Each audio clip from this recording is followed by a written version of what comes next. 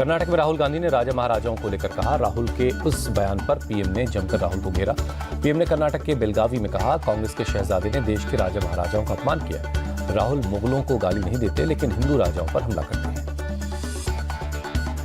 आपने कांग्रेस के शहजादे का एक ताजा बयान जरूर सुना होगा। ये शहजादे का कहना है कि भारत के राजा, भारत के महाराजा ये अत्याचारी थे। ये गरीबों की जमीन छीन लेते थे, जब मर्जी पड़े तब उनका सब हड़प कर लेते थे। कांग्रेस के शहजादे ने छत्रपति शिवाजी महाराज,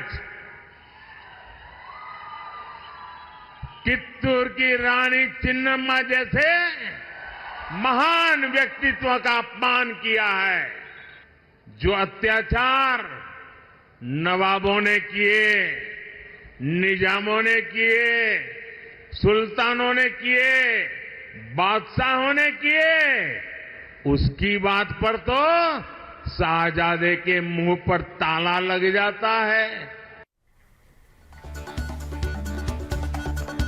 राहुल गांधी ने बीजेपी सरकार पर निशाना साधा। कहा, बीजेपी आरक्षण और संविधान को खत्म करने की कोशिश कर रही है और हम ऐसा कभी नहीं होने देंगे।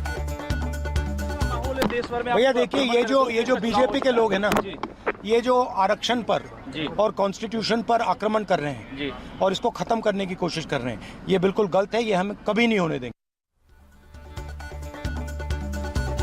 गृहमंत्री अमित शाह ने इटावा में चुनावी जनसभा को संबोधित किया। इस दौरान उन्होंने राहुल और अखिलेश यादव पर जमकर निशाना साधा। साथ ही 2017 के चुनाव नतीजों की याद दिलाई। अमित शाह ने जनता से बीजेपी का साथ देने की अपील की। भाई और बहनों, ये अखिलेश यादव एंड कंपनी, ये राहुल बाबा एंड कंपनी, ये दो शहजादे 2017 में भी आए थे या नहीं आए थे? अरे जोर से बोलो, आए थे का नहीं? क्या हुआ बताओ, क्या हुआ? सुपड़ा साफ हो गया। इस बार फिर से आए। आप सबकी जिम्मेदारी है। यूपी की 80 की 80 सीटें भारतीय जनता पार्टी और नरेंद्र मोदी को।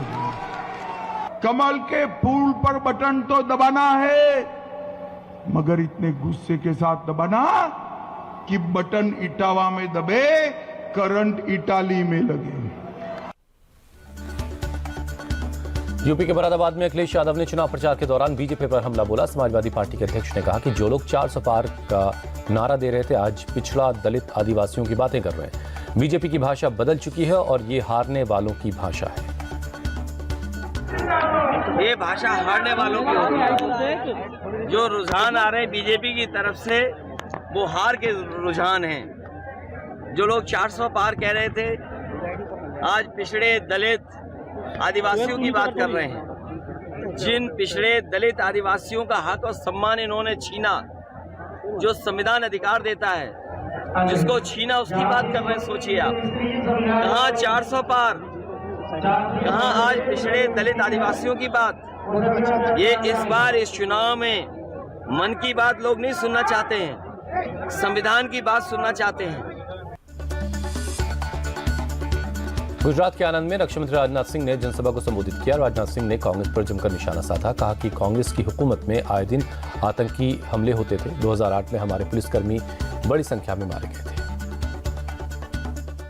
कांग्रेस की हुकूमत को आपने देखा होगा, आए दिन आतंकवादी वारदातें होती थी। 2008 की आतंकवादी वारदात जो मुंबई में हुई थी, मैं उसकी आपको याद दिलाना चाहता हूं।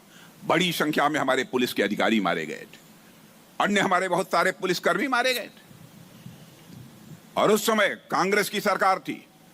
वहां के गृह मंत्री ने कहा कि इस प्रकार की आतंकवादी वारदातें तो होती रहती हैं। अधिकांश राज्यों में इस हिंदुस्तान की कहीं न कहीं कोई आतंकवादी वारदातें होती रहती थी। लेकिन बहनों भाइयों, आज कोई कहे किसी राज्य में कोई आतंकवादी वारदात हो रही हो? बीजेपी के 400 पार वाले नारे पर तेजस्वी यादव का तंज, कहा 400 की फिल्म फ्लॉप हो चुकी है। तेजस्वी यादव ने बीजेपी के लोगों को डिप्रेशन में बताया, कहा कि इंडिया अलायंस की सरकार बनने वाली है। भाजपा के लोग डिप्रेशन में हैं, इंडिया अलायंस की सरकार बनने जा रही है। पूरे देश के लोगों ने मूड बना, फिर कल आ रहे हैं, पीएम आ रहे हैं, झूठ बोलेंगे, जुमला सुनाएंगे, जहर की भाषा बोलेंगे। अब फिर बिहार से 5 साल बाद फिर दिखेंगे।